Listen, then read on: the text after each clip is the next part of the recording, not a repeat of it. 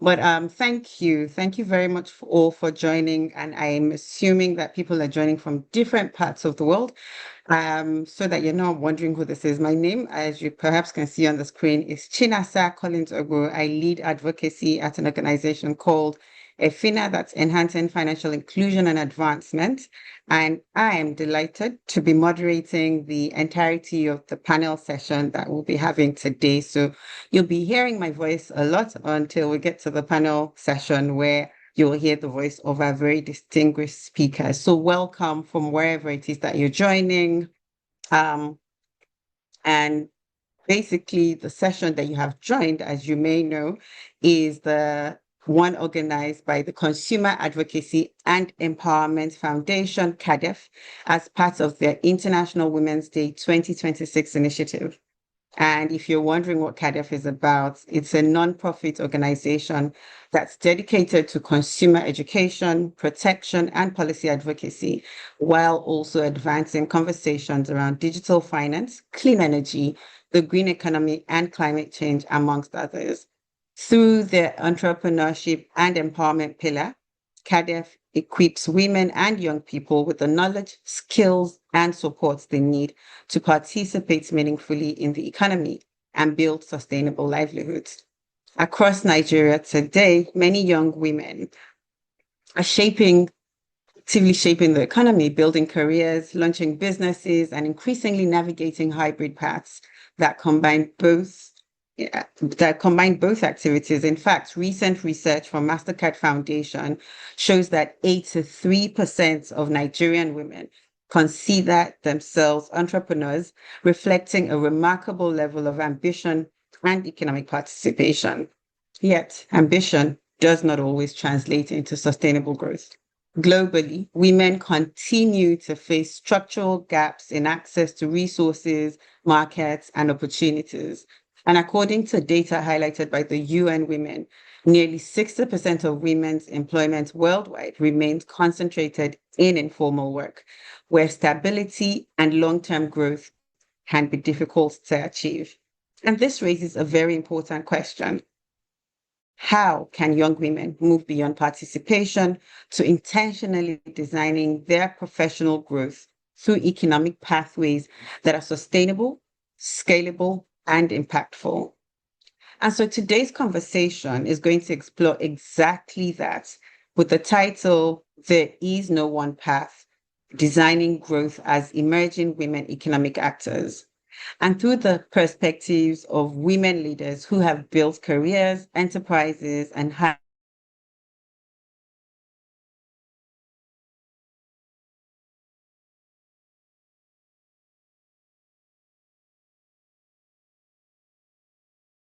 shape. During the conversation, if you have a question for any of our speakers, please drop it in the chat and the team will help highlight a few of us to address some of these questions during the segment. I believe there's some housekeeping rules that the CADEF team might want to share. Please, support team is there. Are there any house rules that the audience need to be aware of? Or should I just proceed?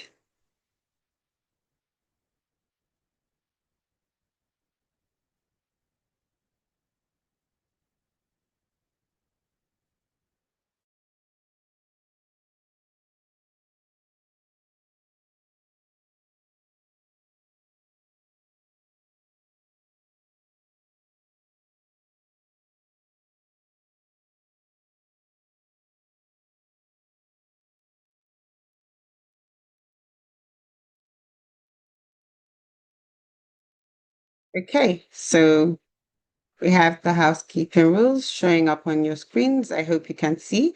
And I'm assuming everyone can hear me. Please, if you can show by signaling through the emojis to show that you can hear me clearly. I've assumed everyone can hear me.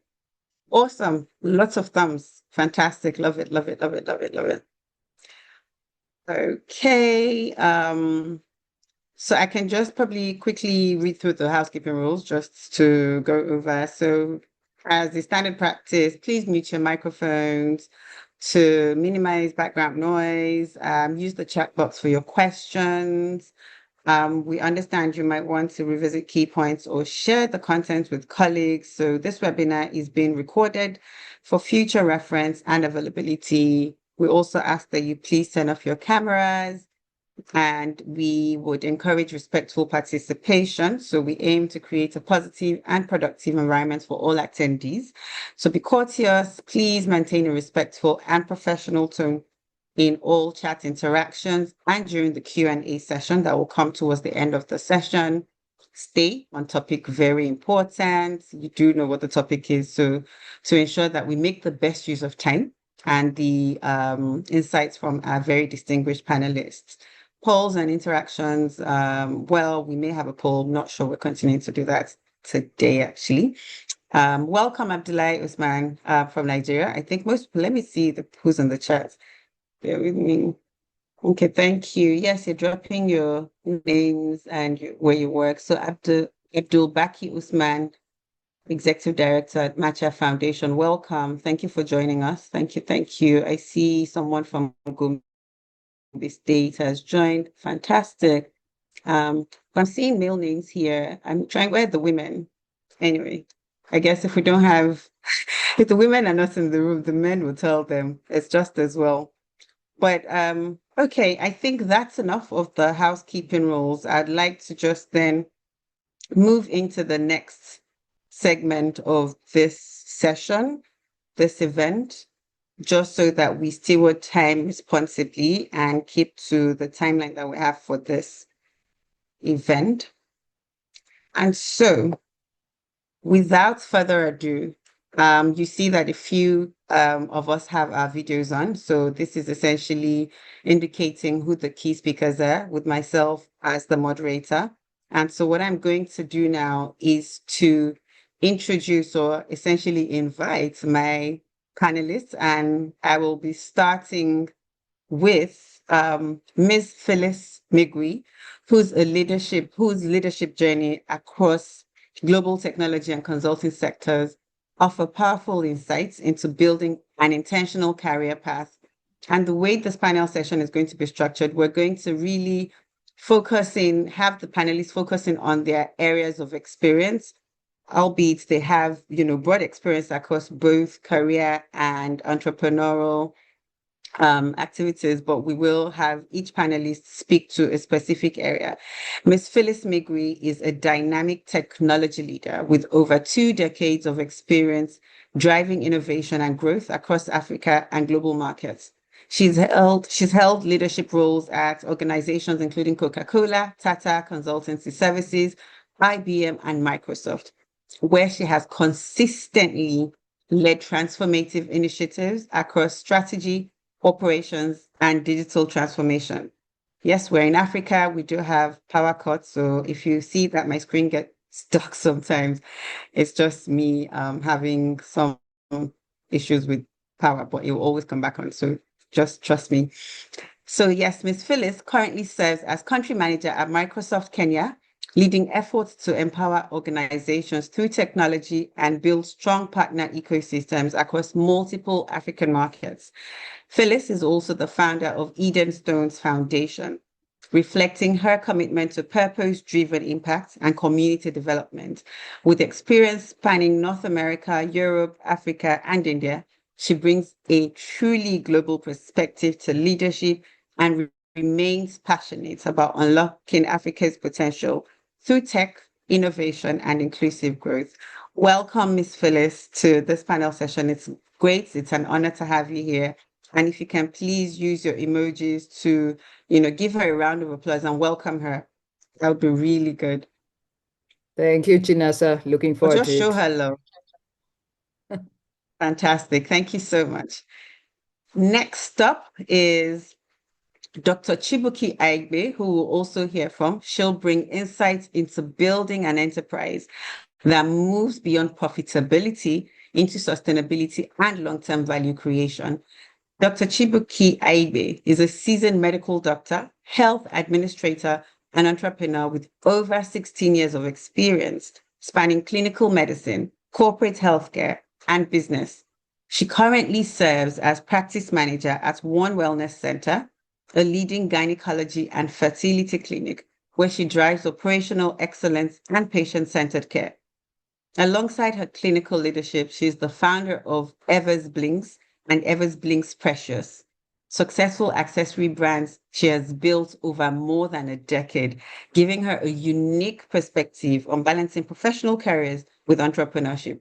She is a trusted media voice who regularly features on different TV stations from Arise News to TVC, News Central, and contributes to radio platforms including Smooth FM and Inspiration FM in Nigeria. She is also an advocate for neurodiversity, supporting autism awareness and inclusion through her work with the Lord Spectrum. She is passionate about improving healthcare quality in Nigeria while empowering women to navigate ambition, business, and wellness. Very important. Very warm welcome, Dr. Chibuke Igwe. It's a great honor to have you join us today. Please show her some love. Thank you. Thank you. Thank you very much. I'm honored, Dr. truly Igwe, honored do to you be want to here. say hello? Thank you. Yeah. Fantastic. Thank you. And so my last speaker, last but not the least for definite, as you can see, they have very powerful profiles. Joining this conversation is Professor Chiso Ndukwe Okafor, the Executive Director of Consumer Advocacy and Empowerment Foundation, CADEF, the host of this event. She'll help us connect these pathways to the broader economic systems that they ultimately shape. Professor Chisa is a visionary leader, educator, and advocate for consumer rights and economic empowerment. She is the executive director of CADEF, where she leads initiatives that protect, inform, and empower consumers, particularly women, youth, and persons with disabilities. Under her leadership, CADEF has driven impactful programs in digital inclusion, clean energy, advocacy, and consumer protection, while fostering strategic partnerships locally and globally. She has also played a key role in advancing inclusive policy, including contributing to developing Nigeria's Consumer Bill of Rights for persons with disabilities. With over 3 decades of experience across academia, technology, and enterprise development, Professor Chiso has served as a professor, dean, and program leader, and has led capacity building initiatives across multiple countries. She's also an entrepreneur, speaker, mentor, committed to using innovation and leadership to drive inclusive and sustainable development. A very, very warm welcome to you, Professor Chiso. Thank you so much for joining this conversation. It is truly a privilege. It's a pleasure being here.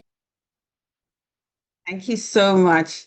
And so, having read the profiles of these powerful women, I think it's safe to say that we're in great hands, with the wealth of experience, with their accomplishments, achievements, their passion, which is one thing that's consistent across the three panelists that I have today.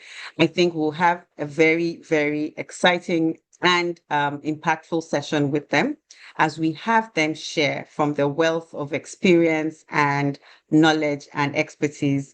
And so I will move right into the panel conversation. But before we explore the different pathways that we'll be looking at today, I'm going to invite the panelists to answer a broad question, just to also set the context for this conversation. And so I will start with, in no particular order, perhaps let me start with Ms. Migwi, who's joining us actually from Kenya. And the question is to each panelist is going to answer this very quickly in about a minute, just so that we can keep to time. If you think back to when you were just starting out, what is one thing you believed about the path ahead of you that later proved completely wrong? I'd like Ms. Phyllis to start to take the floor, if that's okay. Thank you, Chinasa. This is one I wish Chiso was answering first, but happy to go. Trust you. I think looking back, and this is looking back to about 20 plus years, I came into the workforce very idealistic, and allow me to share just a little bit more that was not in the profile. So I I started working before my 18th birthday. I literally walked into a nonprofit and I asked them what they do, and they turned out they were doing civic education. So, having gone through that process, spent a couple of years with them, there's a certain expectation I had now going into university and then making a choice to do my business course. So, done with that and get into the job market. You think all you need is the certificate. All you need is the stuff that you learned in class. I am prepared.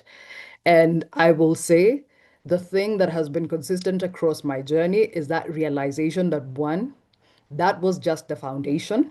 That literally, in Kenya, when you graduate, they tell you they've given you the power to learn. And I always say to people, that's the truest statement ever made, because essentially when you graduate, you start learning afresh. Not that the things that you learned in school were not relevant, but the practicalities of it, the nuances in the different environments that you will go into. So a lot of what I thought, oh, I'm done with school now, let's go to the job market, actually proved to let's go and actually learn how to work.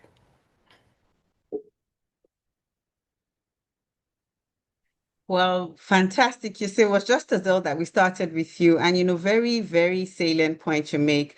The assumption that all you need is a certificate is false. Absolutely. That's not all you need. What you actually really need is the power to learn, because, again, it's a lifelong journey of learning, and you keep learning through as, things evolve. So thank you so much for sharing that with us.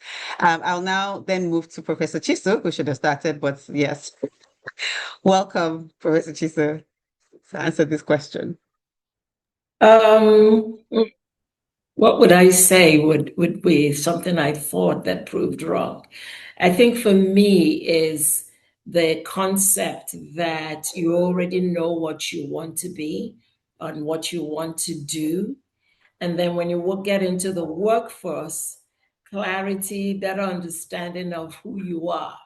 So I think for me is thinking I knew who I was, but getting into the workforce, a better understanding of who I was and the trajectory life would take me would be totally different from what I thought that would be for me. Yeah.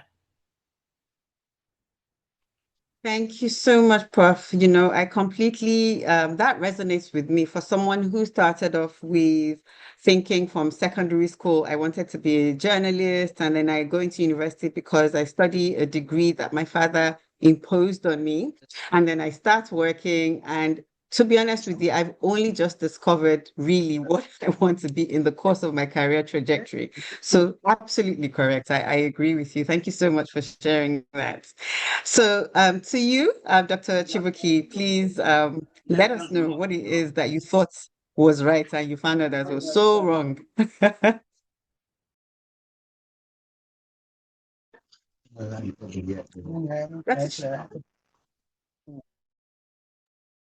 Oh, can you hear me now? So I was saying that I wouldn't say right and wrong. I'll just say different. I went into medical school. I mean, when you're bright in primary school, bright in secondary school, raised by a doctor, when you have one parent who's a doctor or a nurse, chances are you be a medical doctor as well. So yes, I ticked all those boxes, and I was happy to be a medical doctor. But I went into medical school thinking that only clinical medicine existed, right? And then I wanted to be a psychiatrist. I still have that burning passion, and I guess that's why I've gone into neurodivergent advocacy and all of that. So as I grew up, I passed through medical school, graduated, and I got my first proper job after youth service, house job, and all of that. And it was in a health insurance firm. And I'm like, whoa, this is beautiful. This is different from what I know. This is not so that you have to be clinically sound, grounded to go into the business of healthcare, right? And I love the fact, if you permit me, I love the fact that I could wear long nails, I could, wear heels at work, meet people, get to talk. So it was just this beautiful marriage. And I think that over the time, I grew my experience in the business of healthcare. And of course, now very, grew and got stronger in my business and fashion entrepreneurship. I would say that you're as good as what you expose yourself to. if I never got the exposure into administrative medicine or business of healthcare, I would just, stay in the corner of my room and still be a clinician. Not like there's anything wrong in it, but because if I do say so myself, I make a very excellent clinician. But I wouldn't know that something outside there existed that I would also even enjoy. So yes, I think we shouldn't, box ourselves into what I studied, what I did this, yeah. Absolutely. And I think that all of us couldn't agree more, as you can see from the nods. And I like the angle that you take as well. It's not necessarily that it was wrong, it was just different. And I think that reinforces the topic. It's not one path to economic participation. There's so many ways to skin a cat, as they say. So, you find that you know something, and along the line, you learn that there are different ways to do it. So there are different aspects of it that are of interest to you. So very fantastic and interesting insights. Thank you all so much for sharing. So we'll now move into the very structured section of the conversations. And the way this is going to run is we're going to have sort of 3 rounds of questions where each round is focusing in on a particular area. And this first round will be looking at defining moments from our speakers, and with Miss Phyllis from Kenya, focusing on the career pathway perspective, and Professor Chiso focusing on the economic pathway, and Dr. Chibuki focusing on the enterprise pathway perspective. And so for this first round, speaking of defining moments, we know that many young women strive to reach the highest levels of leadership as they build their careers. But we often don't talk about the pivotal choices that get them there. To start this conversation, I'm going to ask Ms. Phyllis Migwi from Kenya to help us, from her perspective, to tell us about early on in her career, what decisions, significantly marked a turning point and shaped your growth. Over to you, Ms. Phyllis. Thank you again, Chinesa. This I'll start by saying this was actually a difficult one for me, and difficult in that um, I love the topic. There's no one path, and that's literally been my story. So I've had several pivots, so to speak, with regards to my journey. I think I'll take the approach of actually then telling a bit of that story. So I mentioned earlier going into the not-profit world and getting involved in civic education, getting involved in what was then the process of Kenya getting a new constitution. What that process did for me is start to show me skills that I had that I didn't necessarily know I had coming out of high school. Because at that point, I hadn't gone to uni. So it's things, sometimes you build a career not necessarily from, say, what Dr. Chibuki shared, where people see you're smart and so they say you should be a doctor or a lawyer, which was happening to me, but rather discovering the things that come natural to you. So going into that world, the non-profit world, we were doing civic education, but that's actually where I connected with technology. The organization that I was working with needed someone to do their reports, needed someone to do data analysis. And I remember having the conversation and being asked, can you do this? And I said, no, I can't. I actually don't know the program that you're talking about, but I can learn. What is it that we're trying to achieve? And I'm sharing that because that then has been one of the things that has been consistent with me along my journey. Remember earlier when I said you cannot leave school and you're given the power to learn. You have to make a commitment along your career journey to be very intentional on learning. So, fast forward, go leave the NGO world, go do a business degree because my parents could not imagine that I was going to go do anything that like political science or anything that kept me in the NGO world.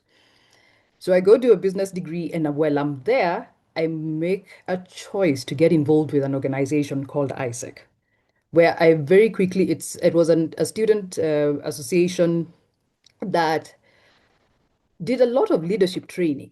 So within 6 months of being in the organization, I quickly rise to leadership. And what was the rise? Again, I'm the kind of person, and I'm sharing this intentionally, who is very intent on getting to understand what are we trying to achieve and then finding a path there. So that became and has been really my superpower. Whatever role, what are we trying to achieve and what is the quickest path there? What does that do for me? It gets me noticed. So I quickly got into the ISEC leadership and was traveling around the country and meeting business leaders. Finish university, and like everyone does, you start looking for jobs. And I landed at Coca-Cola in the finance department. There's a whole story before that, but I landed in Coca-Cola in the finance department. But I entered because of, again, a technology project. Someone called me and said, you know, this computer stuff. We have a project. Maybe you can come in. There's a computer stuff project in our finance department. So I go in and I get involved in the project. And it's a really exciting project. Again, don't know the software, but I learn. And soon I'm training the rest of the organization. After that, because it was finance department, I went into audit. To be clear, to give a bit of background, the reason it was easy to be put in the finance department is because my degree is actually is BCom, not technology. So when they looked at where do they place you? Finance. The pivot here that I wanted to emphasize on is so far to that point, the thing that I had been enjoying. Not that I wasn't good in BCom, not that I wasn't good in finance. The thing that I realized that I absolutely enjoy is technology. So I actually quit a job at Coca-Cola, which had my parents almost sending me for counseling. And I chose to take an internship in India. So I left Kenya to go for an internship in India. And that's what started my technology career. So 21 years later, I have worked, as you shared, across different continents because I went with what is the thing that I know I can do and am really passionate about. And to be clear, I didn't go to India and start doing certifications. Actually, when I went to India, I discovered my inquisitiveness, my willing to raise my hand allowed me to be the voice between the business leaders and the technology people. So that's what I built my career on. So that's my pivot, Chinasa.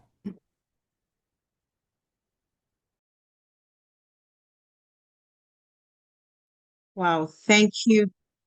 Thank you so much. That's a very, very interesting pivot. Can you hear me? Okay, I think I'm having some connectivity issues. I can hear you, No, we Chinasa. can hear you. Um, Oh, We can hear you. can you hear me? Okay. yes. My apologies. This is Africa. We still don't have connectivity sorted completely, but bear with me. Thank you so much, Ms. Migui. Very interesting story. Some of it resonated with me personally.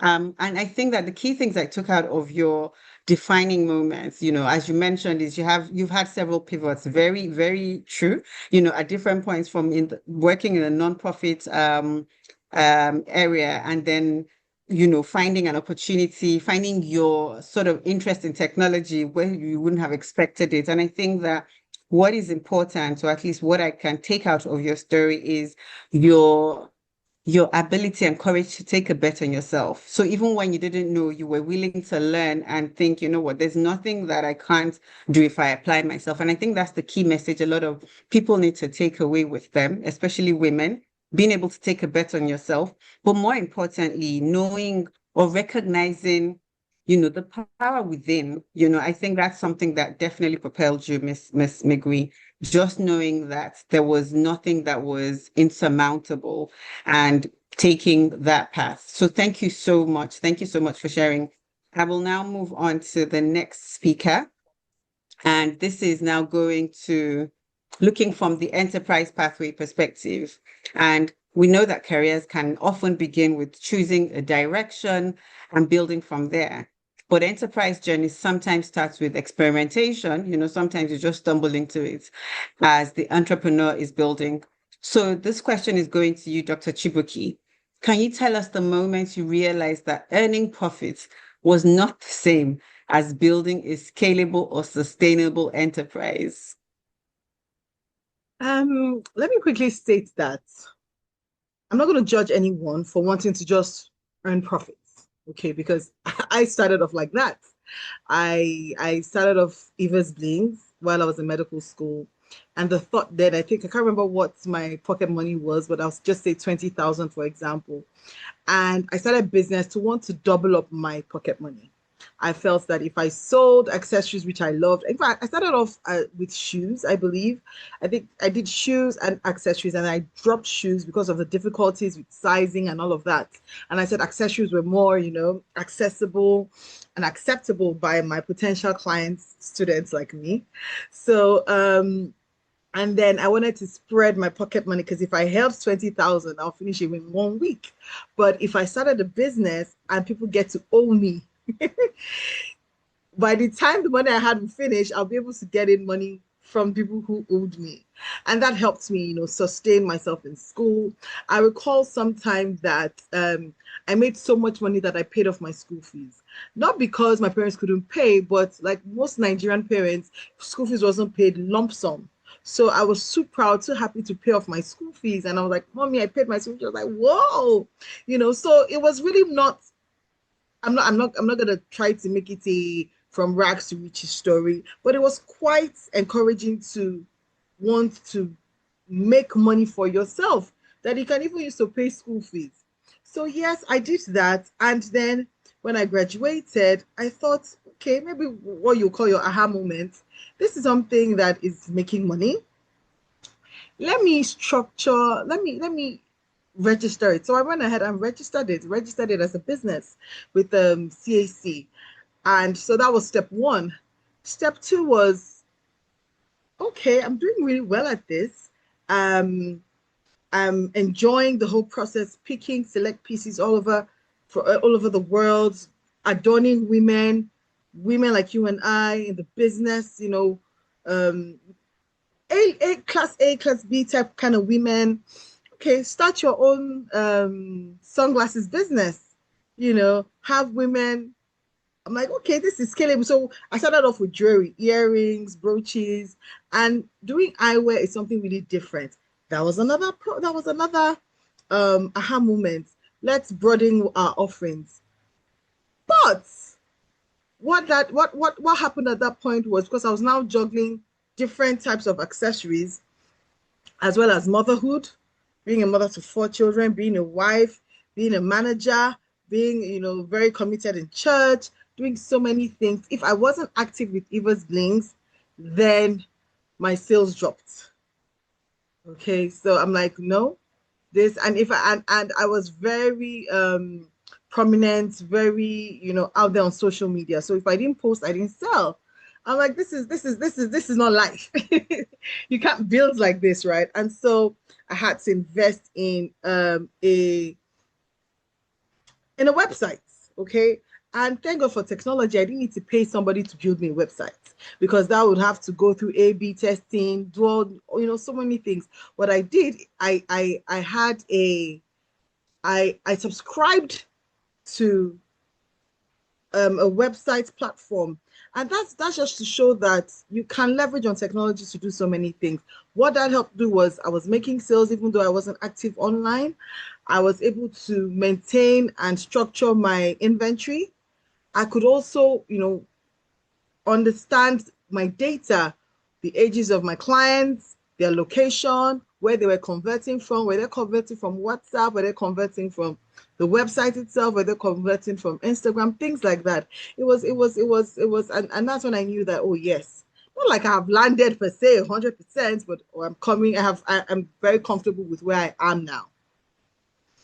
So yes. Wow, thank you so much, Dr. Chibuki. Very interesting story. I think you're one of those people that they say turn passion into profits. That's what you did. Your passion for jewelry and all of those fine things. And imagine a doctor, you can't even sort of juxtapose that. You're supposed to think all these people that are very proper and no interest for such mundane things, as they would say. But very interesting story. And I think what I took out of there is invest in the processes and the structure and even technology infrastructure to sustain and scale is essentially what you did to not make the business just be about you. And money is not a bad thing to be an incentive. As the Bible says, money is a defense. It's important. but then you also have to think, of the bigger picture. So thank you so much for sharing. So I'll now come to the last speaker on this round to talk about the economics system, the economic systems perspective. And we've heard, about defining moments from Dr. Chibuki, from Miss Phyllis, and in their own journeys, but beyond individual growth, these decisions eventually influence broader systems. And this is now thinking beyond ourselves and individuals, like what we do, how does that impact the wider economy? And so the question to you, Professor Chisa, is as more women participate in the economy across careers and enterprises, can you tell us what kind of decision should they make early on to account for the quality, fairness, and accessibility of their products or services? If you'd like me to take that again, happy to. I think it's clear. Thank you very much for having me. I've been sitting back here and enjoying the trajectories that each of our speakers have taken over the years, and some of it totally resonates with me. And one of the things I've noticed over the years, yes, I've been in academia, like Dr. Chibuike. I mean, of course, we did. I love business, so I did some buying and selling. And one thing that is so true that is important for women is one, know your strengths. Know whether you're a starter or a finisher.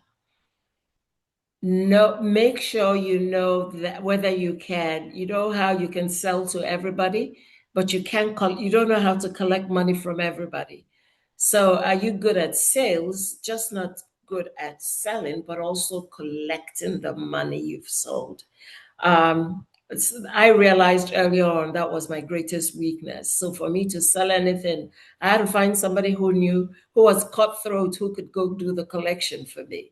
Otherwise, I'll just give it away and keep walking. So in business and for women early on in their journey, they have to make sure they understand who they are and what their strengths are. And if your strength is in initiating, find a closer, somebody who can close the deal for you. If your strength is in closing, find somebody who can do the sales for you. But most especially, keep an account of your expenses. We don't tend to keep an account of expenses. Years ago, I was involved in a missionary work where we provided microloans to businesses across different parts of the developing country as a missionary volunteer. And one thing we found out was that a lot of women didn't know how, and it was basically for women, and a lot of women didn't know how to keep records. So a child has a headache, they dip into their business funds to buy medicine, to buy eggs. And then by the time the end of the week has come, they've spent their capital and they can't understand what happened. So it's important to create a system early on, not just knowing who you are, but it's important to create a system of accounting for every single sale, the expenses associated with the sale, the profit associated with the sale, separated from your personal life, your business life, and your personal life, as challenging as it is in our economy and in our environment, where if you're not given enough money for food, you dip into your small business to support the food. But it's very important to start early. I recognize that because I knew that if you don't start early to do this, you are actually in a trajectory of failure. Thank you. Yeah. Thank you so much, Professor Chiso. And you see, what you really shared is something that I particularly can relate with. And speaking about my mom, and I remember growing up, she started a business that pretty much failed because, again, everything that you said she didn't do, it was using business money as personal money because it just seemed like, there's money here, let's just spend it. There were no structures, there were no processes in place, and that business didn't see the light of day. So it's a true story. And I think one key thing that you said that I completely agree with, and I continue to share even in my different conversations with young women, is know who you are, know your strengths. It's so important.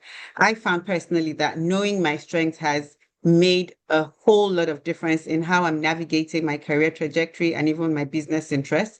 So I think it's foundational for anybody, especially women, to just know your strengths, know, the people that you need that would enable, at least complement the strengths that you have to get the success that you want. So thank you all so much. We've just completed the first round where we're focusing on defining moments, and I'm really grateful for our speakers for sharing very honestly and truthfully from their lived experiences and their knowledge, and sharing these wisdom nuggets with everyone here. And I hope that before the end of this session, everybody at the end of the session, you're leaving with something that's, very defining and transformational for you as you navigate your personal career journey. So we'll move on to the second round. And here we're now going to be focusing on building structure, right? And so within your career aspirations, how you building structure within your entrepreneurship journey, how you building structure. So we'll start again with Miss Phyllis. So earlier career decisions often open doors, but reaching leadership rarely happens by chance, especially for women.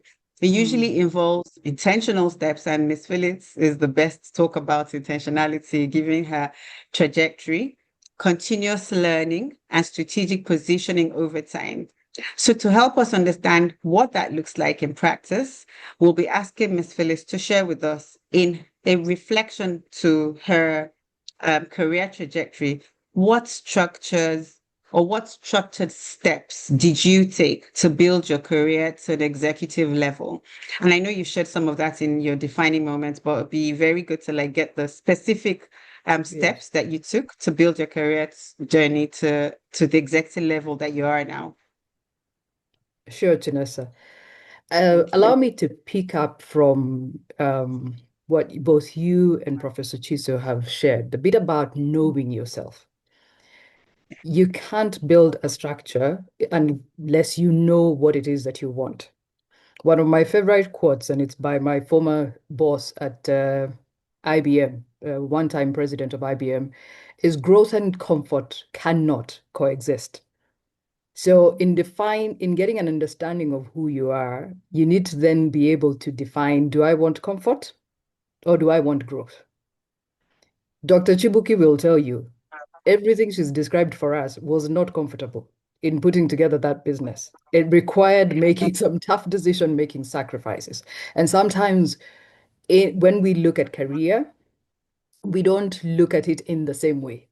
One of the things that I learned early on, and people around me would laugh when I'd say it, is I work for Phyllis Inc. Doesn't matter who the company that's paying the salary is.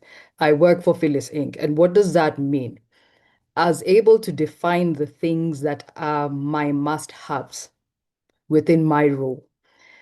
I had early on the advantage through mentorship, being able to define the things that are what I call irreducible minimums, things that I need to have in a role, things that I need to have on a job for me to stay on it, and things that I won't compromise on.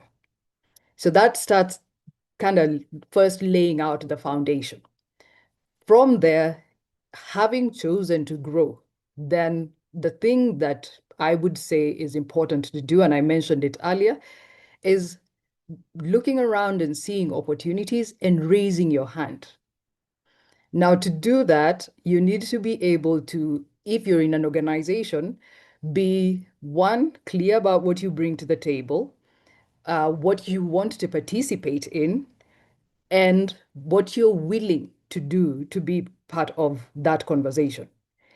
And maybe let me give an example. Early days in one of the organizations, I go in and the process that we were in, or where the organization was, they were pivoting and going to market with a new product. Now, they brought me in because I had both the technology and the business background. So they wanted marketing and communication. The culture in this particular company was you got the job or you were told what you needed to do, and you did what you were told you needed to do. But I could see clearly that we were missing some steps, and this was going to end up badly for us. So I made a choice to actually walk up to the person people were scared of and say, I know this is the current plan, but these are some of the things that I have seen. Have we considered this? And if we have considered, how do the rest of us actually come to the table to handle it in the way that you have seen it should be handled? Turns out they hadn't actually considered it. So that put me on the spotlight. And now we started working on a plan. How do we mitigate that? And I'm giving that as an example of how do we raise our hands? You're seeing something, don't always assume that other people are seeing it.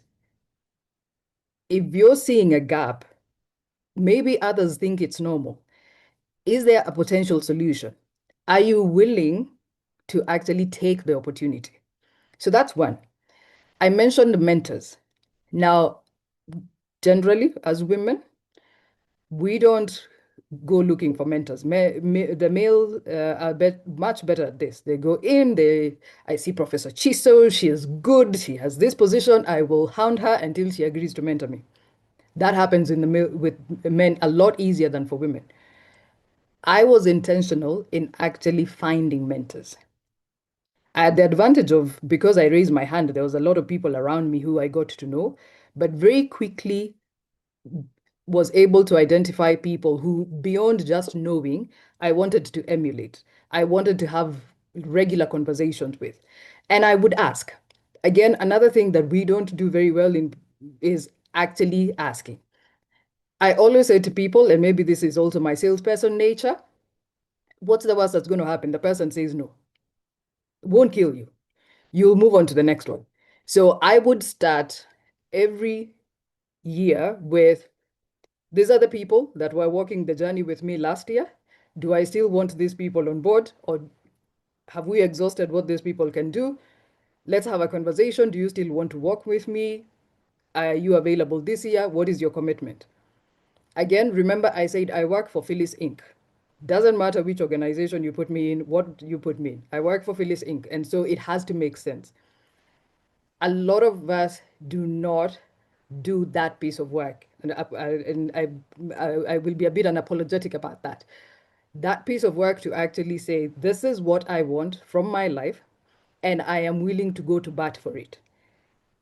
The other thing, and this is my other pivot, was making a choice to again leave the country, leave Kenya, and take a job in a team selling a solution where I knew absolutely nothing in Europe. And I remember everyone asking me, so what does this mean? And I said to them, I'm making a career investment. You will need to be able to actually identify opportunities that you're willing, even if they don't meet all the requirements, but you're able to see what opportunities they can open for you, make the investment.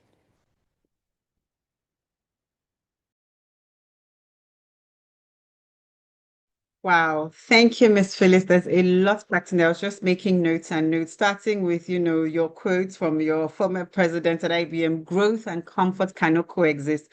So, so true. We oftentimes think that as you're here, I'm sure people just think, oh, as you're telling the stories, it sounds easy, but I'm sure there were sleepless nights. There were moments of doubt. There were times where it was just you by yourself with your thoughts, not even knowing what to do or how to proceed. But I think that what is key and important is staying at it. The courage as well is so powerful. I read something today that said, there's an abundance of talent and intelligence. And what sets the others apart is the courage to take action. And Miss Phyllis, that's been your story, just having the courage to take action. Absolutely beautiful. I'll just quickly read through some of what I noted so that people also can recall. So you said, one, know yourself and you work for yourself. So you work for Phyllis Inc. I work for Chinasa Inc. Absolutely. So be selfish. That's okay. Know what you want because it takes you the right direction of travel. Define your must-haves and non-negotiables. So important so that you know what you stand for. Otherwise, if you don't have boundaries, the world will draw it for you. Um, define, also see opportunities and raise your hand. And this is something that's very common with women. We don't raise our hands. I had, even in my own experience, it was a friend of mine that said, Nasa, we're going to get things and we'll say yes and we'll figure it out after. We don't have to overthink and be perfectly ready. We're just going to do it. And that has made a difference for me. So that's very important. Also, know the value you bring to the table and what you want out of any situation so that you can make the best of that opportunity. Very critical. And you said have mentors, be intentional about seeking mentors, and also evaluate periodically and value and make adjustments as required. So a mentor may not be relevant for every season of your career. So just know what you need per time, as long as you know where you're going. And finally, you have to make that investment. You don't wait for your organization or someone else to make that investment in you. You know what you want. Again, you work for yourself, so invest in yourself. Thank you so much. Thank you. Couldn't agree more. Okay, so moving on to the enterprise pathway. While many traditional career roles are built on structured progression, some are non-linear. As I like to say, life is not linear.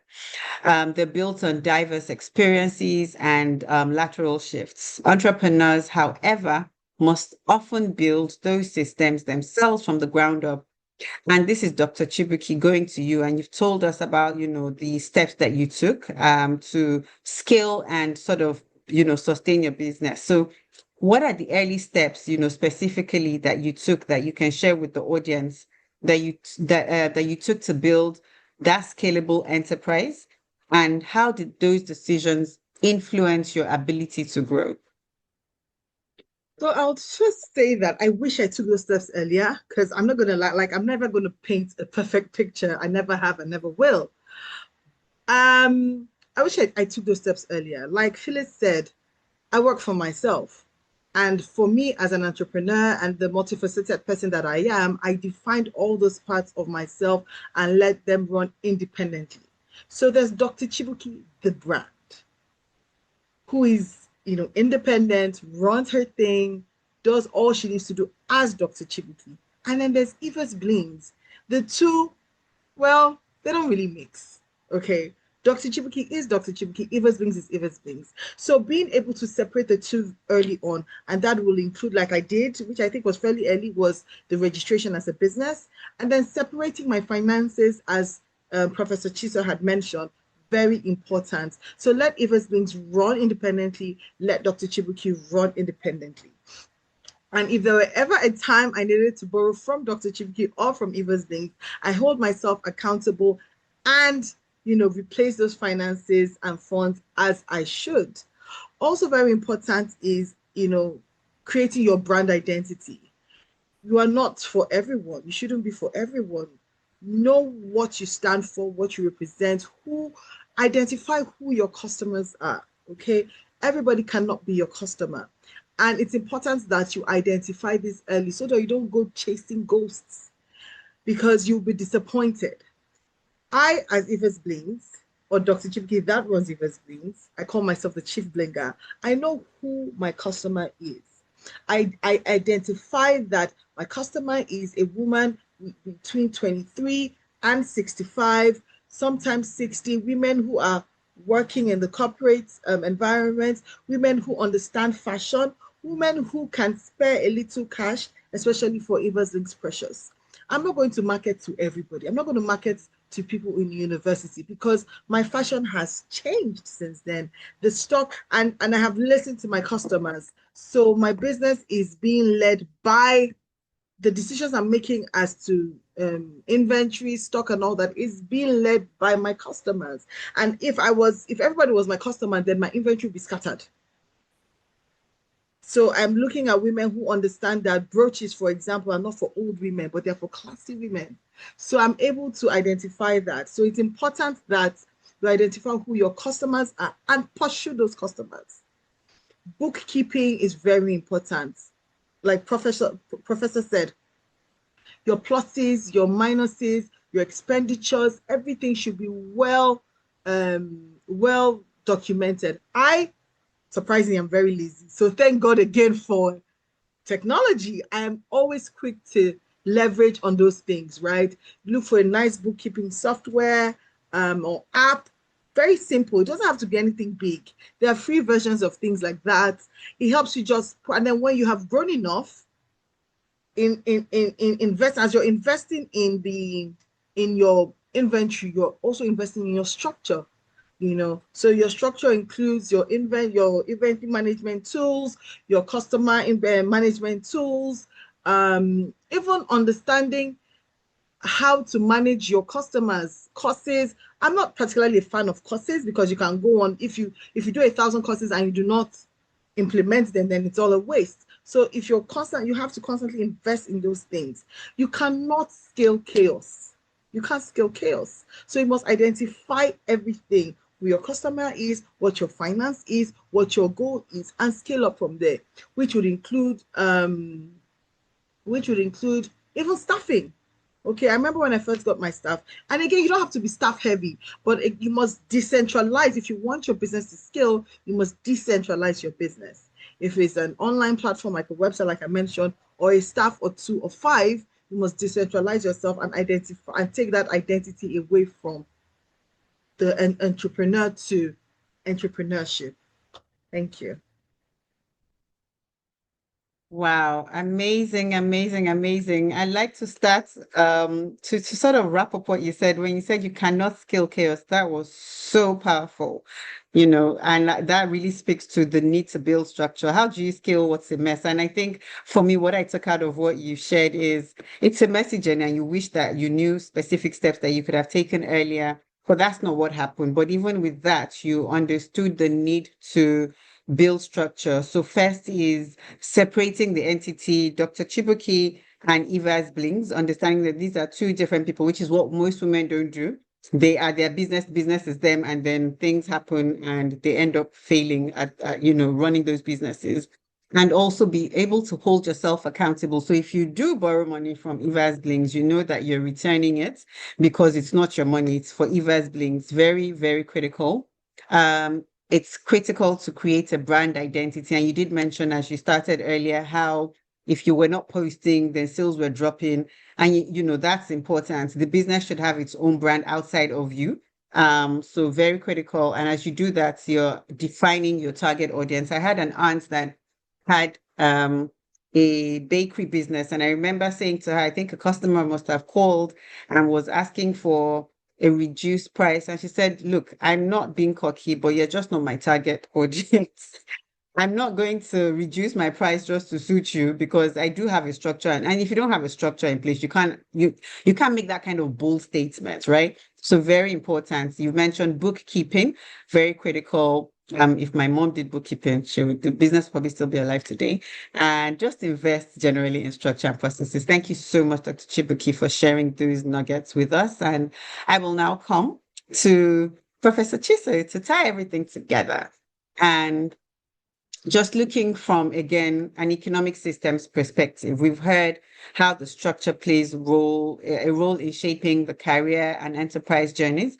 But ultimately, we know that the systems people build, whether in organizations or businesses, affect the experiences of the people that they serve, as we come to learn and hear from the other two speakers. So, Professor Chiso, from a consumer advocacy perspective, is it important for emerging women economic actors to take into consideration the people their products, services, or systems are designed to serve? Is it important to take into consideration these factors?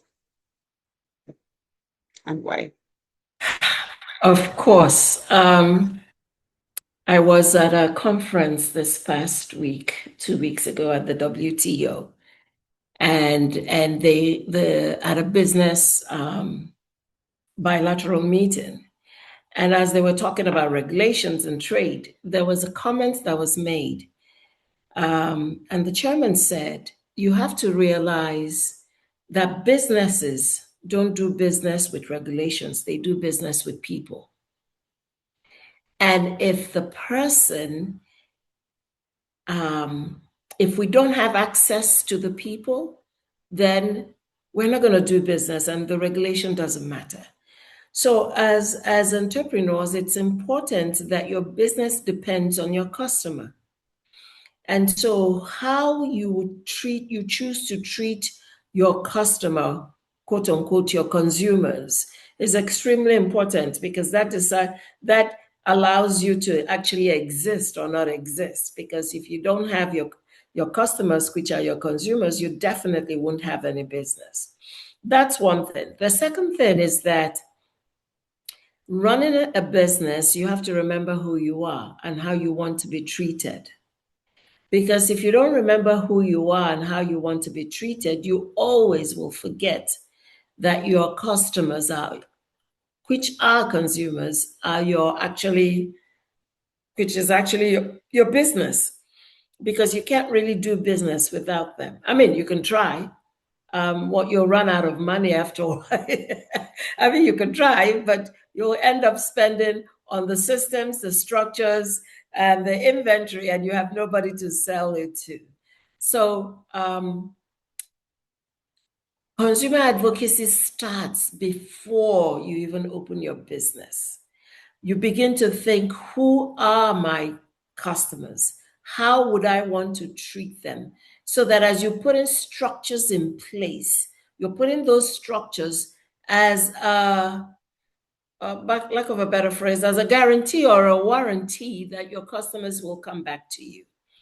That's one aspect. The second aspect is that as consumers, you as business people, you have policies, but also the environment you're doing your business, whether it's in a state or a federal, have regulations and guidelines that you need to abide to. Because when those regulations and guidelines and you don't abide to them and the system catches up to you, you will pay for it. Whether from a perspective or a fine, or you lose your clients, but you will end up paying for it. So understand the regulations within which your business exists and the type of business you're doing. Understand your customer base and how they would want to be treated, and put the structures in place. With the new tax laws, everybody's going helter-skelter. The tax people don't understand what the rules are. The business people are clueless. We consumer advocates are in between. And the thing is this: it is important as an entrepreneur to understand the system, understand the new regulation. How does it tie into your business? Adjust immediately, otherwise you'll end up paying for it. And I would always say, go one step above. If you can go one step above the regulations, you're not trying to catch up to the regulations, but you're a step ahead, so that you're doing everything that you need to do, and that everything is in place for you to succeed. And most of the speakers have said this: acquire as much knowledge as possible. Pivoting from academia into the NGO space is only possible because of what have I acquired. Background is software technology, software development, written books, and all that.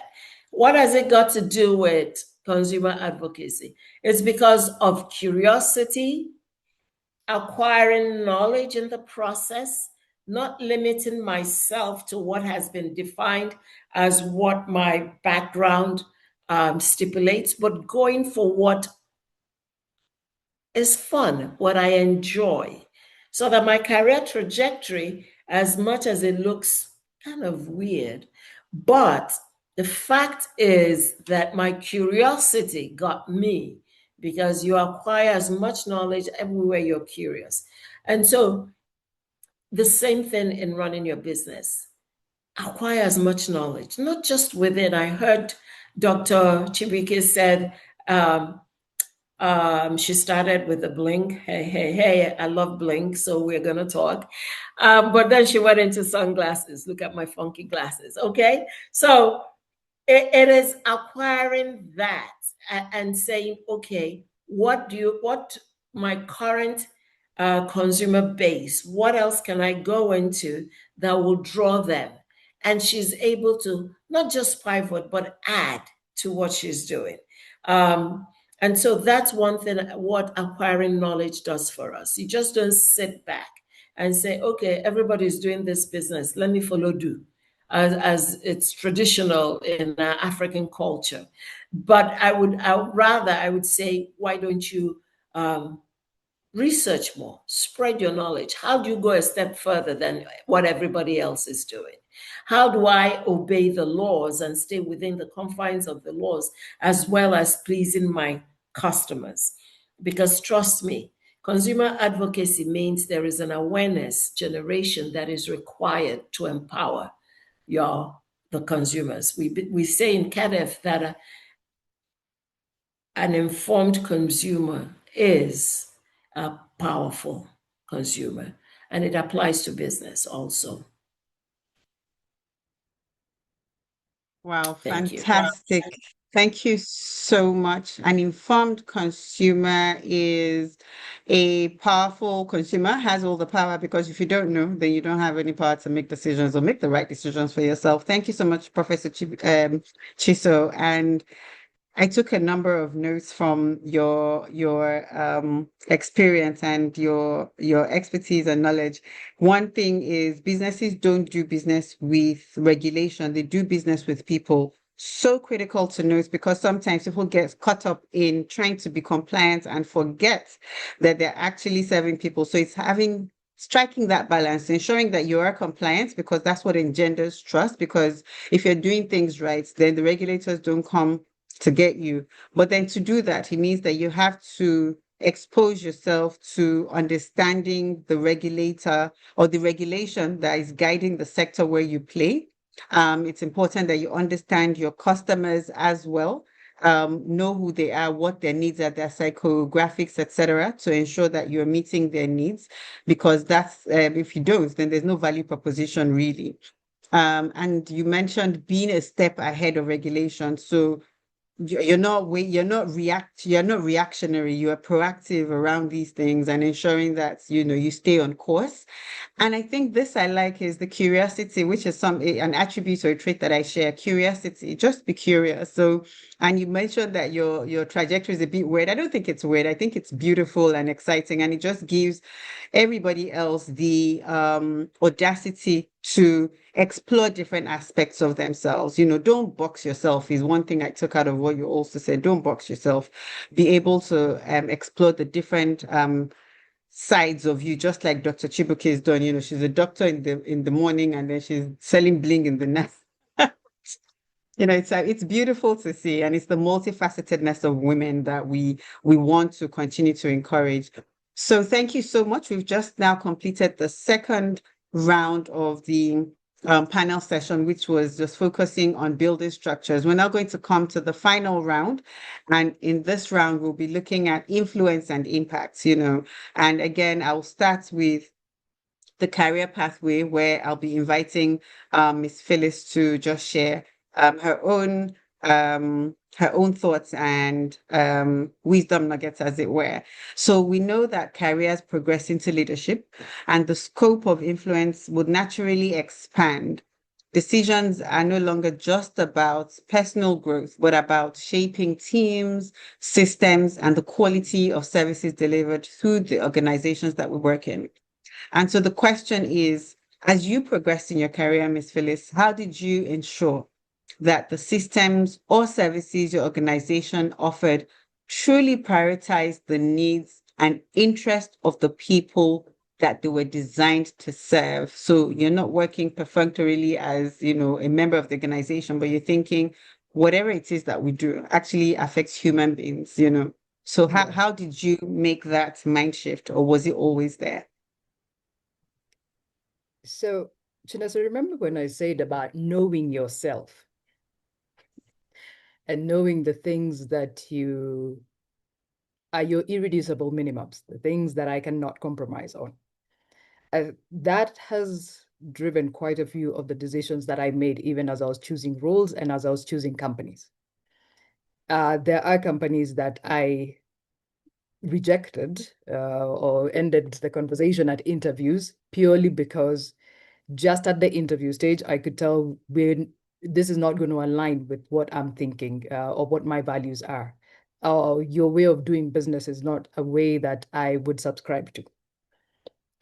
Now, to your question specifically, as you grow in the career, your influence is growing. I like to think about this statement that many of us use, but might not fully practice: stakeholder management. And whether it's in business or it's in careers or it's in policy, the space that CADEF is in, where you're doing advocacy, we all talk about building win-win, but we don't necessarily fully define win-win and what it will take to actually get win-win. So I'll give you an example. If you go into an established company, it doesn't matter whether you rise from salesperson to VP. It is likely that the established company has a certain way they have built their products. So if you're in that organization, then what's your role really if you're going to actually be a customer or user advocate? It's being able to identify Chinasa as my user or Dr. Chibuki's fashion store as my customer. What do they actually want to achieve? One of my favorite quotes, and I actually used it with someone today, is a quote by Theodore Levitt, where he says, people do not buy a quarter-inch drill. What they're buying is a quarter-inch hole. So if you can achieve the quarter-inch hole with something else, they don't care. What they want is the outcome. The ladies who are buying from Dr. Chibuki want to look a certain way. That's what they're buying, the process that led to that. So one of the things I always say is the influence comes from actually learning what are the outcomes that my consumers want, my users want, and then being able to play the role of advocate within the organization. Give the feedback. Remember the conversation I had earlier with regards to being able to identify a gap and going back and saying, we have a gap here, how do we mitigate? That's one way of advocacy. The other thing, to the customer, it's win-win, remember, be a trusted advisor. Be able to identify what are they trying to achieve and walk the journey with them for them to find what is the best fit for them.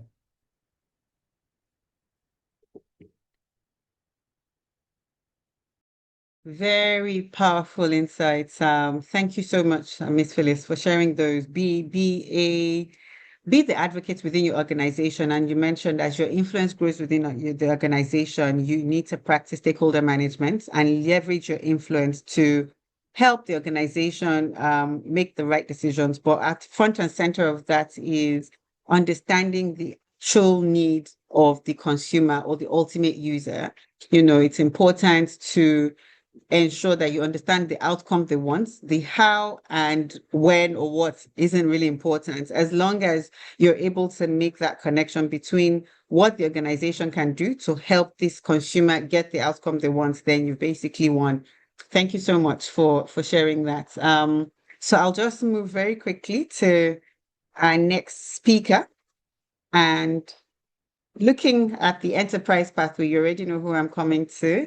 We know that enterprises play a powerful role in shaping markets and consumer experiences, and the decisions founders make about pricing, operations, and market strategy can significantly influence the value customers ultimately receive. And so the question to you, Dr. Chibuki, is as you built your enterprise, how did you learn to make smarter financial and market decisions that improve the value and experience your customers receive?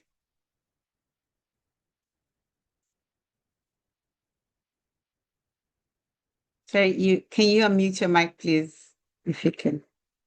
Very quickly, I listen to my customers, my blingers, as I like to call them.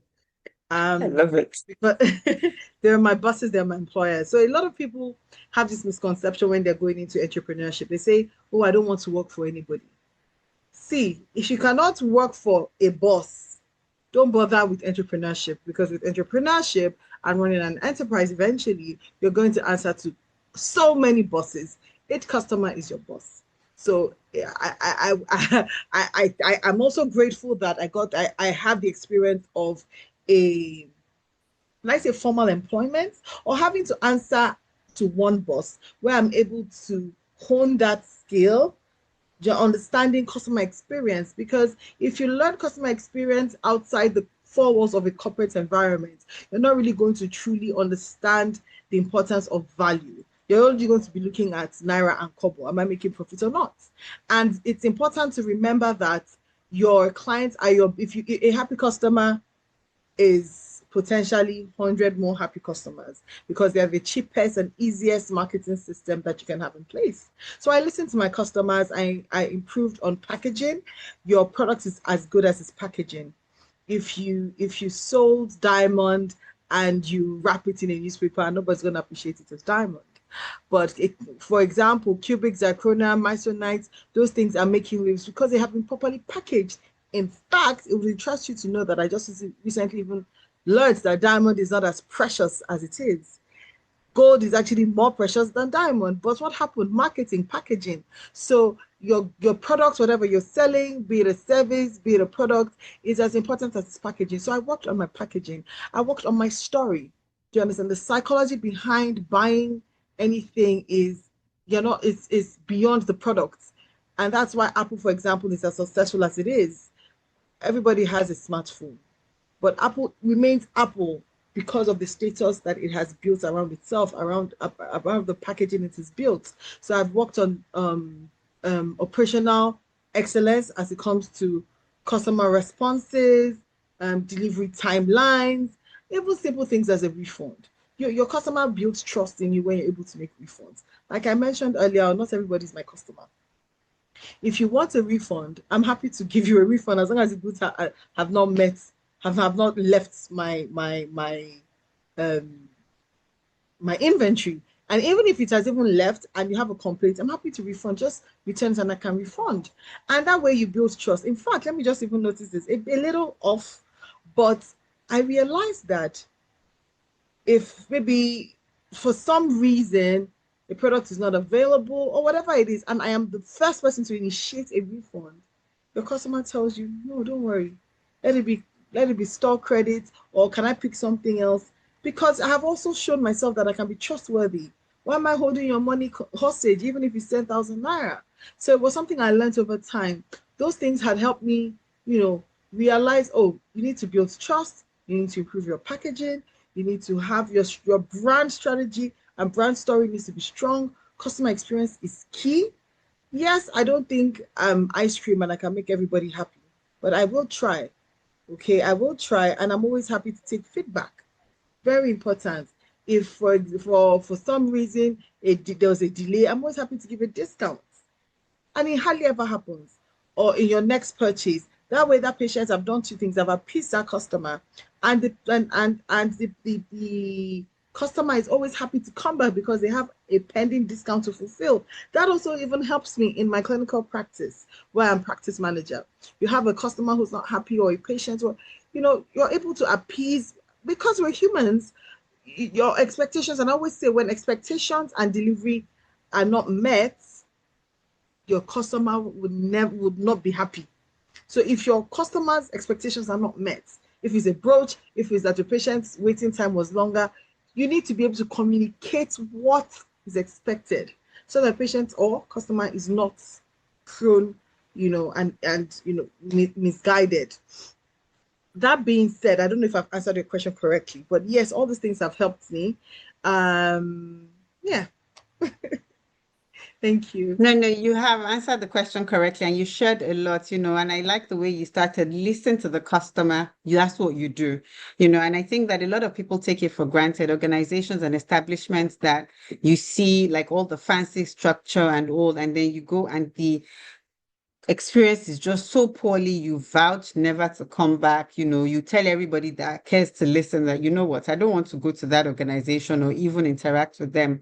And I think it's important that more business owners, start to understand the importance of the customer's voice. Because again, like Professor Chiso said, you only exist because you have customers. There's no business without customers. It's really demand and supply. If there's nobody demanding your service or products, then you don't have a business, right? And you mentioned something that really also struck with me, and it was the idea of thinking that you start a business means that you don't have to answer to anyone. And I think a lot of people think that starting a business is like escaping having to report to a boss, but in actual fact, you're reporting to several bosses, and it also brings to bear the idea that entrepreneurship is more than starting a business. It's actually a mindset that you can build within an organization. It's how you take ownership, how you ensure that things are working properly, and being answerable and accountable to a number of people.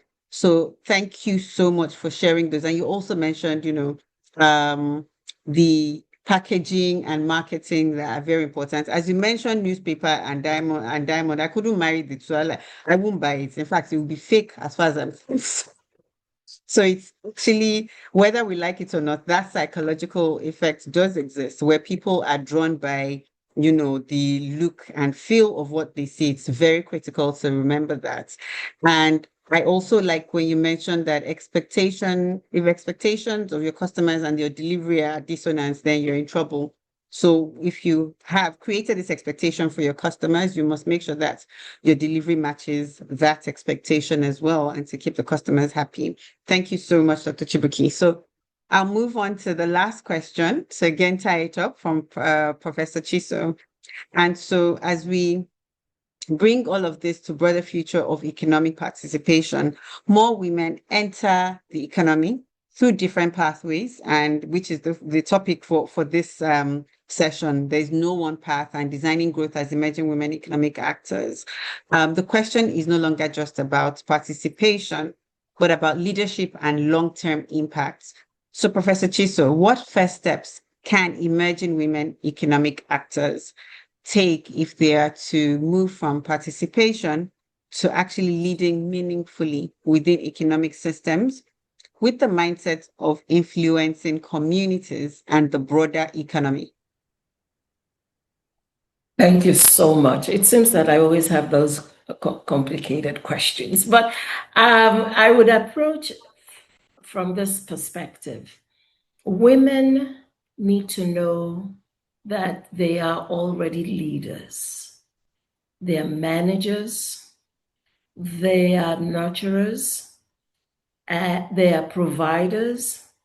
If they understand, whether you're a young woman and you have siblings, you're always the one your mom will tell, go do this for them, go do that for them, go organize this. You already find yourself in a leadership position, organizing the family or your siblings. Even in school, you end up being the school prefect, the ones the teachers call to help out. So understanding our role as who God made us. It says in scripture, help meet, which is the person who is able to bring the other person to live out the full expression of who God made them to be. What greater leader is that? So we already know that by nature, God has made us to become that instrument when handled properly and utilized the way it's created, would become the one that would bring everything together to cause things to work properly. If we have that mindset as women, this is who we are already. That we are created for impact. We are created to bring things together so that things don't fall apart. Understanding that this is who we are. I keep repeating that. Not because I say it, but because it's truth. And when you begin to understand that is who you are, not because you don't come in somebody's face in the quietness of your approach of running your business, in the quietness of being working in the environment that you find yourself, whether it's in a job or in a business, you already have the ability. And so you tap in internally to who you are, to begin to manifest and bring out this help meet position. The honest truth, God doesn't make mistakes. It's as simple as that. God does not make a mistake. He called you a helpmeet, you're a helpmeet. It's because the other person doesn't have the ability to live out the full expression of who they are. And so we, being who we are, if we understand that, will approach whatever environment we find ourselves in with a truth that is the back of our mind. Yes, I failed mathematics in WAEC, but it didn't stop me from studying computer science in the university. Yes, I can't memorize if my life depends on it, but it doesn't stop me from moving from being a lecturer to a professor. Yes, everybody says, you're retiring early, what you're going to do. Because there is a purpose in my life that I haven't fully accomplished that I need to accomplish. So knowing that you're created for a purpose. You have been built with everything inside of you to accomplish that purpose. But there is opportunity to continue to build yourself, either through education, into mentorship. Don't forget all of those that. But also know you already have it in you, inside of you. And all you need is the right person, education, environment, and self-control and self-worth to pull out that which is inside of you in order to influence your environment. We're already great influencers, whether we like it, want it, accept it, or believe it. It's settled. And so we just have to step into our role. I love what Dr. Chibuike had said, that I wanted to make extra money and not have bills. It was built inside of her. She never knew it, even though she was pushed into medicine. She never knew that. But the environment of school and understanding that she has this an ability inside of her pushed her and propelled her to bring up women. The same thing for Phyllis. Her trajectory, starting work from high school, help her to begin to identify and understand what is inside of her, finding mentors and being able to say no to what is not part of who she is in her journey and saying yes to that which is part of her journey. It has already been built inside of us. We are built already to become influencers. We need to make sure that we influence accurately, positively, and not negatively. Thank you. Wow. Amazing, amazing, amazing. And Professor Chiso, you see why we give you the complicated questions, as you say, because you do a fantastic job of tying it all together, a lot of very, very deep nuggets in there. I like when you talk about, recognizing our collective identity as women. We're builders, we are influencers, we were born ready. Do you see? And, I often talk about the fire in my belly, which is the power within. There's that thing that passion that propels me. I think it's what we call also in the development space, the agency.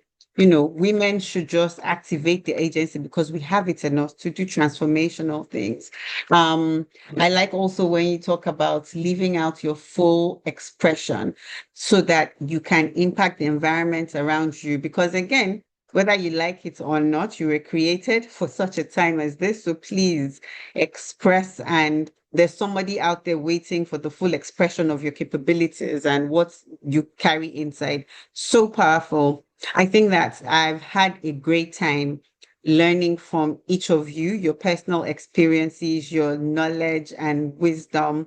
It's been so inspiring, especially as you shared honestly and truthfully, not painting a picture of perfection. I wish that I had this opportunity even earlier on in my career, as most people may have now, to have been able to make more um, definitive decisions. I had to basically almost like claw my way to understanding who I was, and all the confusion of trying to make clear sense of my career trajectory. If I had this opportunity, I think that maybe some things would have happened sooner, but it's never too late to learn. So thank you so much. And we're now going to move to the Q&A segment. But I think that what we've done with this session is had a rich conversation across careers, enterprise, and hybrid pathways. So you can focus on career, you can be an entrepreneur, you can have both. You know, the world is essentially your oyster. And so I'm sure that a lot of our participants, as I can see in the chat box, have questions of their own as well. And so we'll now open the floor to the audience. If you have a question for any of the speakers, please drop it in the chat. I think you may already be doing so. And the team will highlight a few of the questions so that you can address during this segment. We only have about 15 minutes, I believe, for this Q&A session from the audience. So as you drop those questions or as you share, as they're highlighted to me, I'm just going to also encourage everyone who's joined us today to please stay connected with Consumer Advocacy and Empowerment Foundation, CADEF, and follow the amazing work that they're doing on social media. And you can find CADEF on LinkedIn as Consumer Advocacy and Empowerment Foundation, on Facebook as Consumer Advocacy and Empowerment Foundation. On Instagram, it's Consumer Advocacy, one word, _empowerment. I think it's showing on the screen as well. And on X, formerly Twitter, it's CADEF_NG.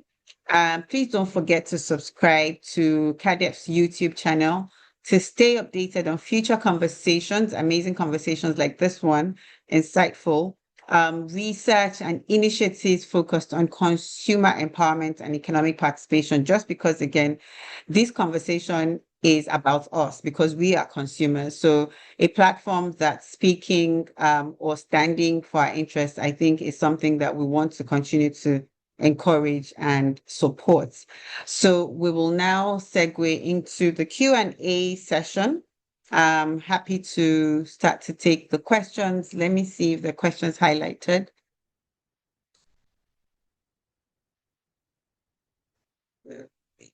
Okay.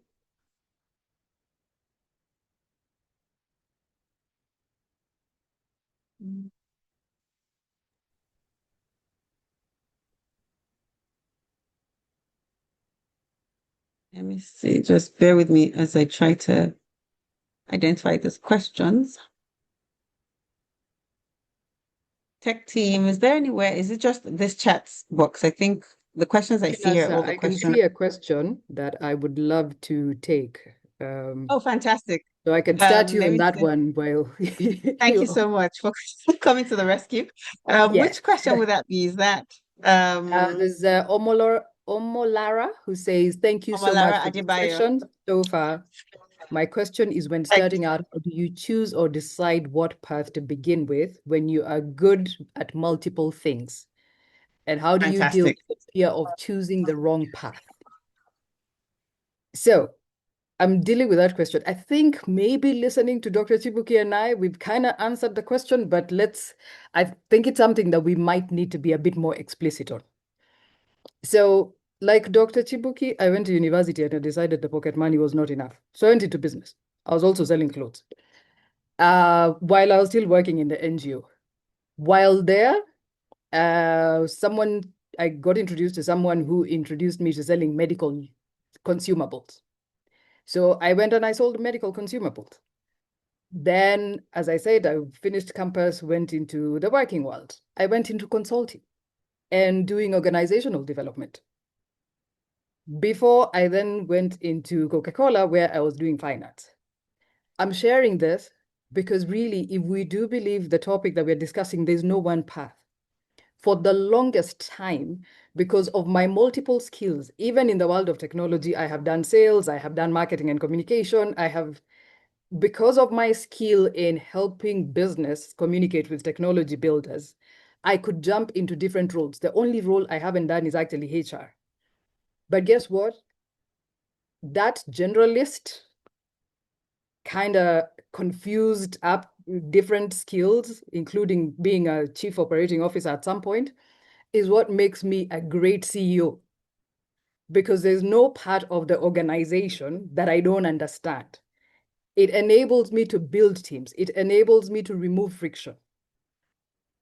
I tell people, to Professor Chiso's point, as women, we already have the capacity to do too much. So can we please remove the limits from ourselves and be willing to explore? You talked about making courageous decisions. I think most of what I have done most of my life is actually be willing to explore. You started out introducing me as leading Microsoft. Guess what? I actually stepped away and I'm on sabbatical right now, exploring as I build my foundation.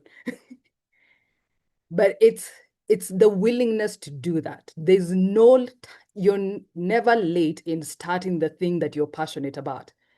How you get past the fear is explore the thing. I think you called it a fire inside you. Explore it. Even if you do it for 2 months and then you go back to something else, just give it a chance.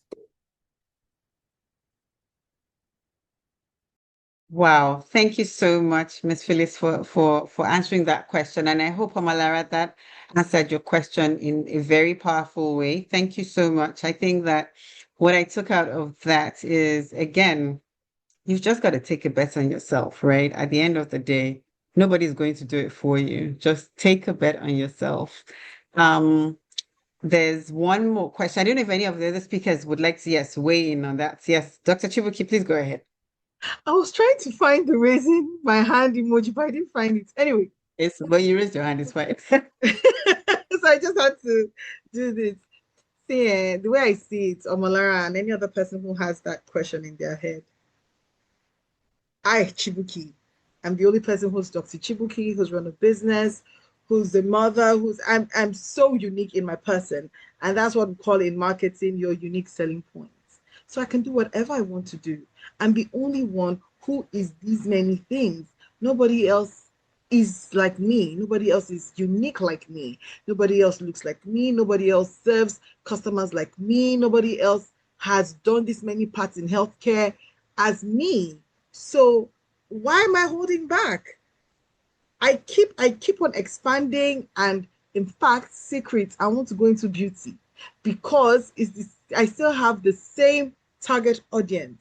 And I'm going to really start, so that because there's a thin line between being scattered and just every morning waking up and just going with the flow, right?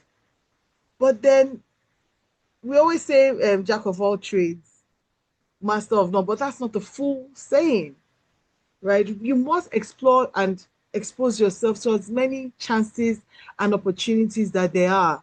Perhaps the beauty line I have in my head, by the time I have actualized it, I'm making more, I'm able to create more impact. Perhaps, I don't know, and I wouldn't know until I try, until I venture into that. So don't hold back. Don't encapsulate yourself. Invest in yourself. Like, I don't know, you said take a bet on yourself. And hell, if you fail, you tried, you've experienced. Nobody's going to beat you. Nobody's going to kill you. Like I always used to say, as long as I don't steal, I don't borrow, I will do it and I move on, right? And I learn from it. The only reason why I'm here is because I've been able to experience so many things, learn from so many experiences, and I keep on getting better. Thank you. Love it, love it, love it, love it. I'm going to sum all of this up, but I'll just let Professor Chiso share her own, thoughts on that question, if there's any insights you want to share with Omolara as well. Well, my question is, why are you afraid? Yeah, it's as simple as that. What are you afraid of? Of failure? So you get an F, you pick up and go to redo something else and pass.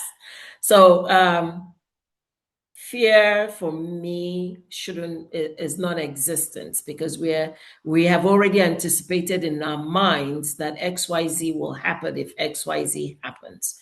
So don't allow that to stop you. It doesn't mean you jump into something blind. It means you explore the environment, understand the constraints, understand your constraints, start a little at a time and see how that goes. If you're enjoying it, you keep moving. If you're not, if you made a mistake, you pick up yourself and you move on. And the other question Kelechi had asked was, what critical skills do you look for when recruiting or staffing?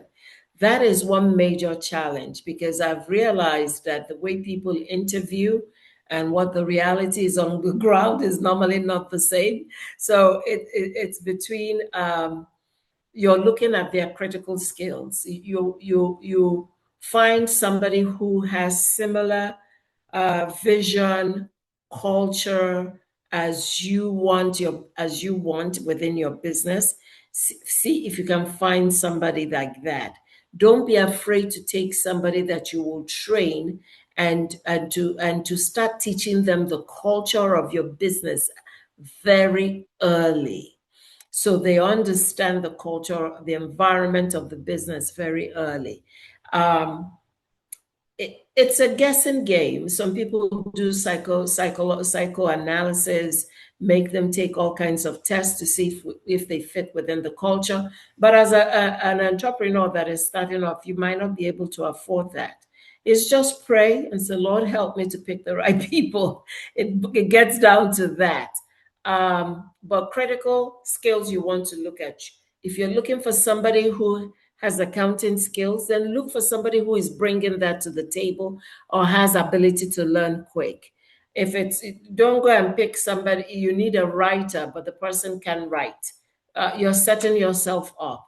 So the critical skills is empathy, somebody who is empathic, who is a quick learner, and who has shown the capacity to grow beyond their current environment. That's what I would be looking for. Thank you. Thank you so much, Professor Chiso. I see you answered the other question from Kelechi, and I see that Phyllis has also put some words there: teachable, proactive, organized, and disciplined. Very important. And I think I'll start with that last question in terms of, what skills do you look for in hiring? And I think the world is changing a lot where people are also employers that are values driven, especially are more interested in your attitude and your personality because technical skills can be learned.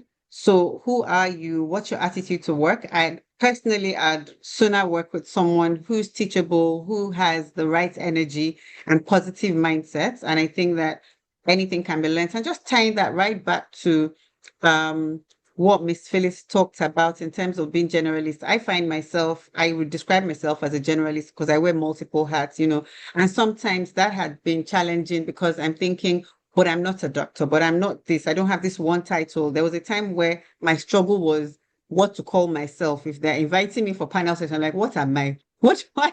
Because I have all these different parts. But I think what I took out of that and what you said is being generalist is actually like a gift.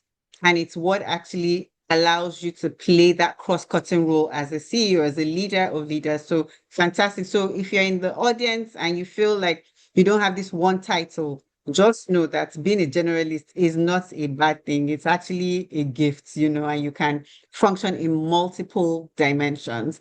Dr. Chibuki, you talked about being your experience and exposure to exploring and exposing yourself to as many chances and opportunities as possible. Very, very important. Don't hold back. If you fail, you get up. Failure is not the end. And it just goes right back to what Professor Chisa said about being fearless. Don't be afraid. What are you afraid of? If you fall, you get right back up and take the learnings. In fact, something I've learned is failure is actually a gift because then you know what you don't want to do, what not to do, and you basically grow from that. So again, let's not be afraid of failing because what people will say really doesn't matter. It's your journey. Let's remember what Phyllis said about it's Phyllis Inc. You are front and center. So nobody else should matter more than yourself. I think that's all. We only had those 2 questions. I don't know if there's any other question. Chidas, I think with your permission, I'd like to give an example of proactivity because I think it's Please. important to not just give words Absolutely. and leave them hanging. So Fantastic. Thank you so much. a couple of years ago, I start in this organization, and of course, you as a senior leader, you'd have several meetings scheduled, and they're to get to know the team, get to know the leadership, get to know key team members. One person stood out to me because a young lady, because she actually put a 3-hour meeting in my calendar. And she was very specific about why she was putting that 3-hour meeting. She wanted for me, as the country leader, to understand her business so well so that I can support her. So she walked into my office, 3 hours, said, I know you're going through onboarding, and they're going to tell you all manner of things, but I need you to hit the ground running for me. And she walked me through the whole business, allowing me to ask questions. Now, why am I sharing this story? As a leader, the next time I'm looking for someone to give a job, who do you think comes top of mind? So she ultimately became the person who I'm guaranteed because she was organized, she knew what she was going for.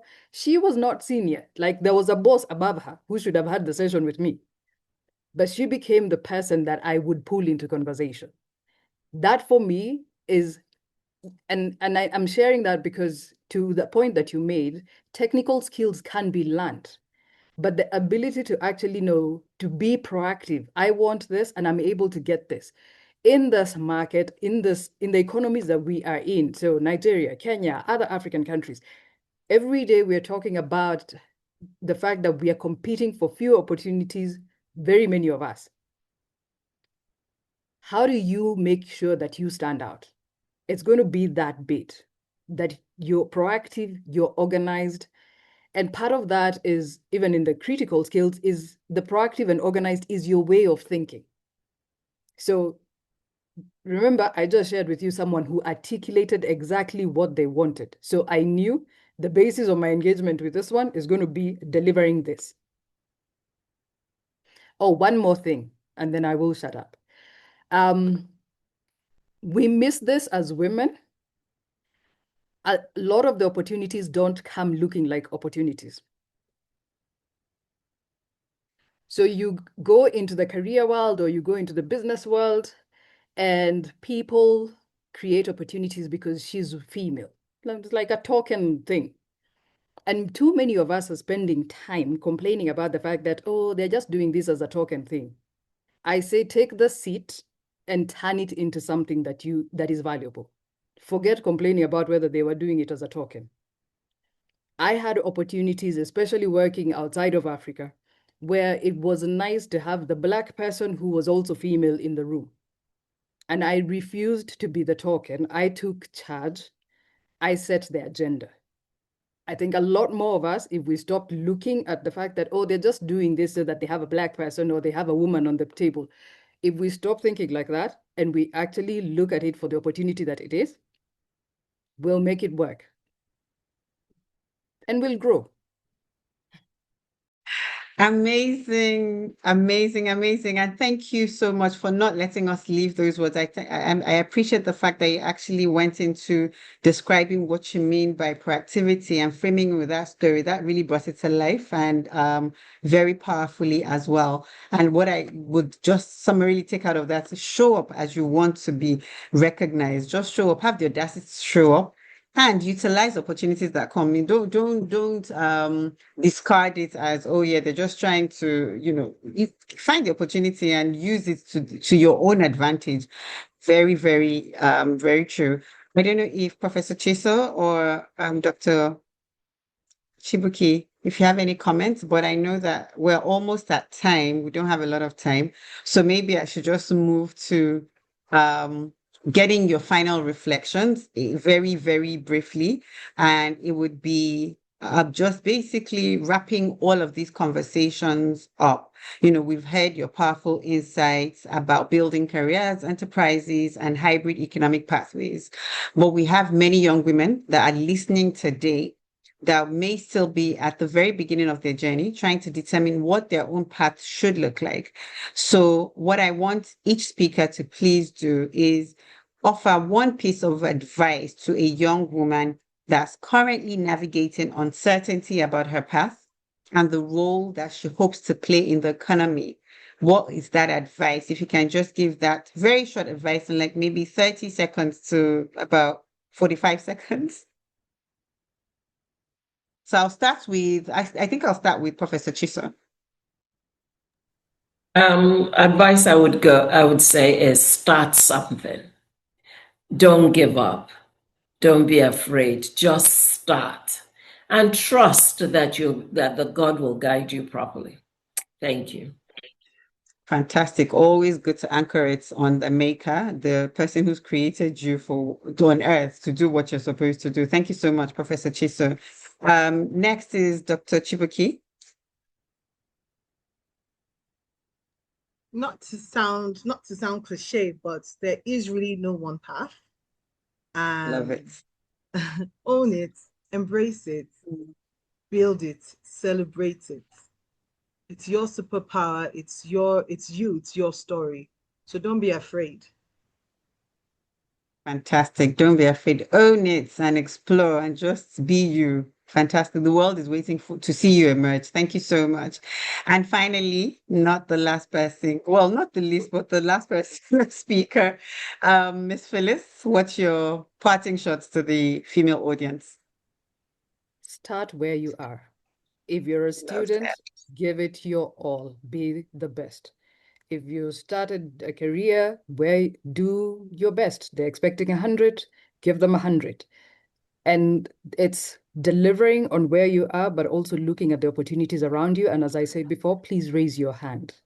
It's how you get noticed. Thank you. I love that. Raise your hand. That's how you get noticed. And that's basically courage. Raise your hand. Thank you so much. You have all been fantastic. I myself have learned a lot from your stories, from your experiences. And Miss Phyllis, I think I may be reaching out for mentorship. I hope you don't mind. I'm doing it here on this program so that it's recorded. Announcing to everyone, yes, I will also be going to Dr. Chibuki for classy broches and jewelry. Fantastic. Exactly. No, but thank you all so much. Thank you for your time, for sharing honestly and truthfully. Truly, truly, this couldn't be put into any quantifiable value. And so, as we bring this conversation to a close, I think that today's discussion reminds us that there truly is no single path to professional growth. Careers, enterprises, hybrid journeys all offer opportunities for women to build influence, stability, and impact.